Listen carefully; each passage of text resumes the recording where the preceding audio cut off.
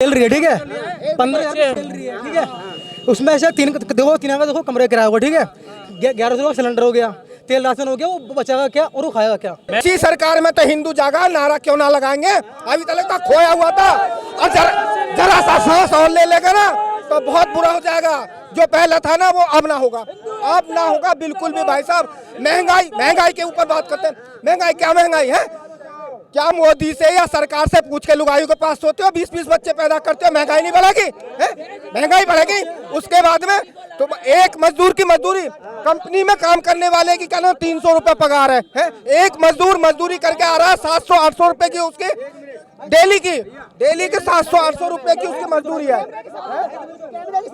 भाई 700-800 रुपए की डेली की मजदूरी लेता है, नहीं लेता है? क्यों? कि वो गंदा होकर काम करता है और हम साफ सुथरे होकर कंपनी में काम करते हैं तो हमें थोड़ा कम पैसा मिलता है। उसके बाद में सुनो, जिस पर डिग्री कागज सब ओरिजिनल है, सुनिए, वो कहीं भी जाके कह देगा कि मेरा बाप वो है, और जो अपने बाप से पैदा ना वो अपने बाप को बाप कहेगा, ना कि समझे क्या इस कांग्रेस दल को, इसको राहुल गांधी को, जिसका बीज भी यहाँ का नहीं है तो उसके बाप से बाप कैसे कह देंगे? जय श्री राम। एचआर में हूँ, मेरे यहाँ इंटरव्यू देने आते हैं, डिप्लोमा होल्डर आते हैं, डिप्लोमा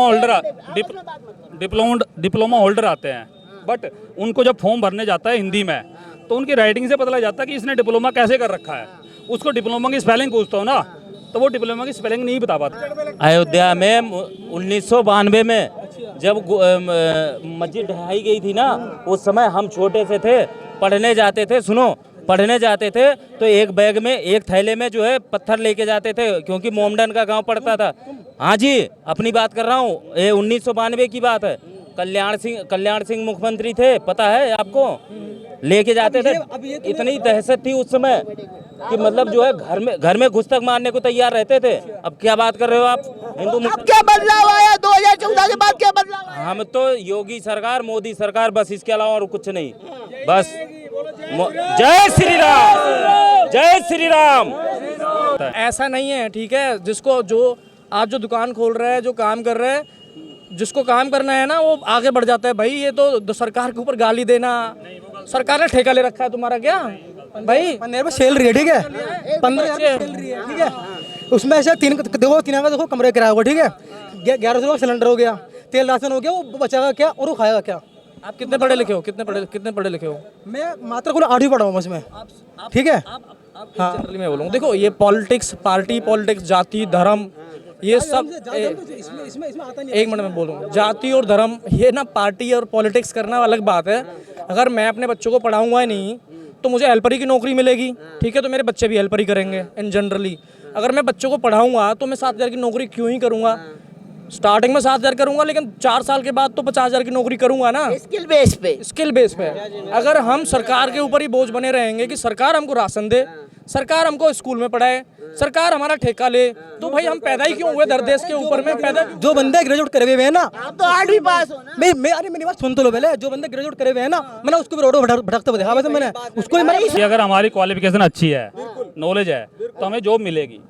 सीधा फंडा ये है, सबसे बड़ा फंडा ये है कि मेरी क्वालिफिकेशन अच्छी है और मैंने नॉलेज के आधार पे करी है तो मुझे जॉब मिलेगी और मुझे अच्छी सैलरी भी मिलेगी। बट अगर मैंने फर्जी डिग्री ले ली तो वो वही वाली बात होगी ना, इंटरव्यू देने जाऊंगा फेल हो जाऊंगा। वही तो मैं कह रहा हूँ, अगर आप में स्किल है, योग्यता है, तो कोई आगे बढ़ने से किसी को रोक नहीं रहा। बंदा था यानी कि अनपढ़ था वो। कौन है? तो मेरे पास आया था। नहीं मेरी बाइक एक मिनट, ग्रेजुएशन तो मैंने भी किया, मैंने तो सरकारी नौकरी की डिमांड नहीं की। मेरी बात सुन लो। अरे मेरी बाइक की दुकान है, ठीक है, मेरी बाइक की दुकान है, मैं अनपढ़ गंवार हूँ, ग्रेजुएट बंदा मेरे पास है, मुझसे खुद काम। अपनी बात करो तुम, अपनी। मैं एचआर में हूँ, मेरे यहाँ इंटरव्यू देने आते हैं, डिप्लोमा होल्डर आते हैं, डिप्लोमा होल्डर आते हैं, बट उनको जब फॉर्म भरने जाता है हिंदी में तो उनकी राइटिंग से पता लग जाता है कि इसने डिप्लोमा कैसे कर रखा है। उसको डिप्लोमा की स्पेलिंग पूछता हूँ ना तो वो डिप्लोमा की स्पेलिंग नहीं बता पाता है। क्यों? फर्जी डिग्रियाँ इतनी मिल रही हैं, उसके ऊपर रोक लगनी चाहिए, सीधी सी बात है कि जो फर्जी मिल रही है। सर स्पेलिंग नहीं आती उससे मैटर नहीं करता, उसकी राइटिंग से मैटर नहीं करता। अगर स्पेलिंग नहीं आती तो बात अलग की है, किसी की राइटिंग सर से आपकी मान लो मैंने 10th पास हूँ, मैंने स्कूल में पढ़ा है, हाई स्कूल की मुझे स्पेलिंग तो आनी चाहिए। अगर मैंने पेपर दिए हैं तो एक मिनट, नहीं एक छोटी सी बात करो वो बात आपकी मानता सर। हूं, लेकिन आप राइटिंग से किसी के आधार अरे नहीं अरे राइटिंग की कब कहा उन्होंने कहा डिप्लोमा की स्पेलिंग ही नहीं लिख पा रहा है जो डिप्लोमा स्कूल पास हूँ, अगर मैंने हाई स्कूल पास करा है, मुझे हाई स्कूल की स्पेलिंग नहीं आ रही है, तो फिर मेरा फर्जी है ना सर। मेरे कहने का मतलब सिंपल सा ये है कि अगर मैं हाई स्कूल हूँ तो मुझे हाई स्कूल की स्पेलिंग तो आनी चाहिए, इस बात से मैं ठीक है ना। मेरे जो सब्जेक्ट हैं, अगर मेरे 7 सब्जेक्ट हैं तो मुझे 7 सब्जेक्ट याद तो मुद्दे से नहीं भटकते हैं। आप एक बात बताओ कि 2024 में मोदी सरकार आएगी कि नहीं आएगी? क्या उससे बढ़िया सरकार कोई है ही नहीं, 110%। सरकार है ही नहीं, उससे बढ़िया कोई नहीं है। क्यों? यूपी में किसकी सरकार आनी चाहिए? राहुल गांधी की। राहुल गांधी हाँ जी, बिल्कुल। मैं बोलूँगा, लेकिन क्यों आना चाहिए? राहुल गांधी का भैया ये इस सरकार में भाई साहब हमें सुकून बिल्कुल नहीं मिला, ठीक है जी। इस सरकार में मेरी बात सुनो, इस सरकार में बिल्कुल भी सुकून नहीं मिला, हर चीज़ पे महंगाई है भाई साहब। मैं खुद काम करता हूँ, ठीक है मैं जितना कमाता हूँ। राहुल गांधी की भी आएगी ना जब भी खुद ही अरे नहीं यार, नहीं सरकार राहुल गांधी की भी आएगी जब भी पेचकस पिला से चलाएगा। सरकार कोई किसी को खाने को ड्यूटी देने घर पे नहीं आती है। देखो ग्रेजुएट आदमी की बात करो आप। मैं बता रहा हूँ, देखो यार, कांग्रेस के लिए कमाएगा तो ही खाएगा। अरे भाई अगर पंचर की दुकान लगानी है, पंचर का 50 रुपए अगर मिल रहा है, तो अगर आप सोचोगे 100 रुपए मिल जाए मेरे को तो महंगाई तो होगी दोस्त। तो 50 रुपए में खुश रहो तो महंगाई नहीं होगी। 20 रुपए लगा पंचर, आप महंगाई अपने आप कम हो जाएगी। तो प्रधानमंत्री कौन बनेगा? किसको प्रधानमंत्री बनाओगे? सरकार चाहे कुछ भी कर लो, आएगी मोदी की, ठीक है। जबरदस्ती ना आएगी तो भी जबरदस्ती आएगी मोदी की, ठीक है। हाँ। जबरदस्ती क्यों आएगी? अरे सारी भाई जबरदस्ती क्यों आएगी सरकार? लोकतंत्र है। सारे आदमी तो इन्हों के बैठे हैं ना, फिर जबरदस्ती क्यों आएगी? एक मिनट, जबरदस्ती क्यों आएगी? सारे आदमी तो इन्हों के बैठे हैं ना, कौन क्या करेगा? 2014 से पहले किसके आदमी बैठे? नहीं भाई साहब मत बोलो, 2014 से पहले किसके आदमी बैठे थे? अखिलेश के थे। तो फिर अखिलेश की सरकार क्यों नहीं आई 2014 में? भाई जब अरे हिंदू मुस्लिम का जो रगड़ा पाल लगाना है इन्होंने, जब भी सरकार आती है ना, पावर तो जब भी चुनाव होते हैं ना, 2014 से पहले तो हाँ। मैं बताता हूँ, सुनो। अयोध्या में जब क्या नाम कहते हैं हिंदुओं पर गोली चलवाई गई, मुलायम सिंह यादव थे, ठीक है।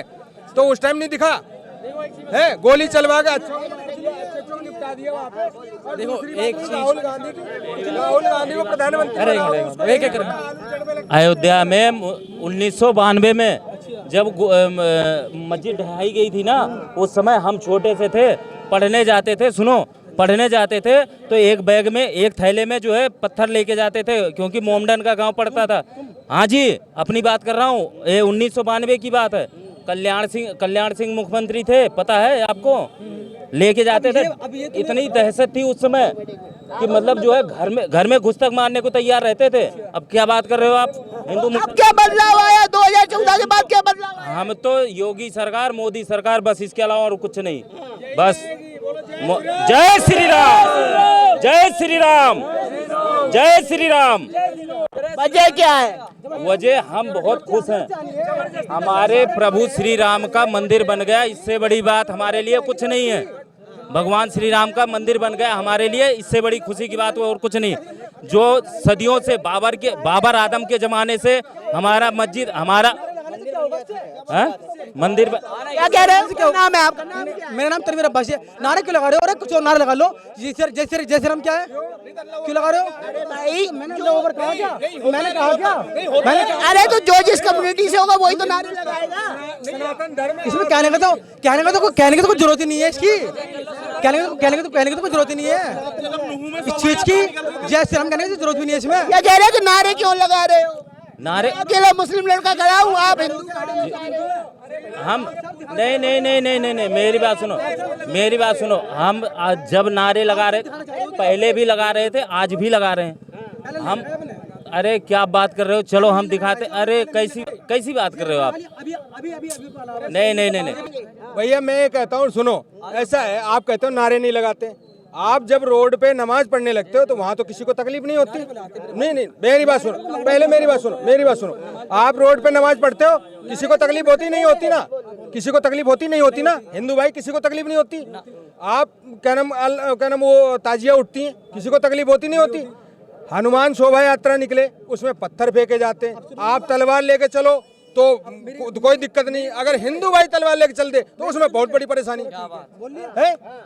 तो क्या तकलीफ है भाई? आपको नारे लगाने की जरूरत नहीं। देखो भाई, इन जनरल देखा जाए ना, कोई भी मुसलमान भाई किसी हिंदू कॉलोनी में रहता है जहाँ पे अल्पसंख्यक कम है, बहुसंख्यक ज्यादा है, हम लोग उसको बहुत अच्छे से रखते हैं, चाहे ऑफिस हो घर हो। इन जनरल सुन लो, पूरी बात सुन लो, पूरी बात सुन लो, पूरी बात सुनो, पूरी बात सुनो। एक मिनट रुक जाओ यार, एक मिनट सुनो। कोई भी मस्जिद में नमाज पढ़ी जाती है। सुनो सुनो सुनो, नारे लगाना कोई बुरी बात। हर मस्जिद में नमाज पढ़ी जा रही है, ठीक है, हर मस्जिद में नमाज पढ़ी जा रही है, हर आपका ताजिया निकल रहा है। कोई भी हिंदू उसमें पत्थर नहीं मार रहा,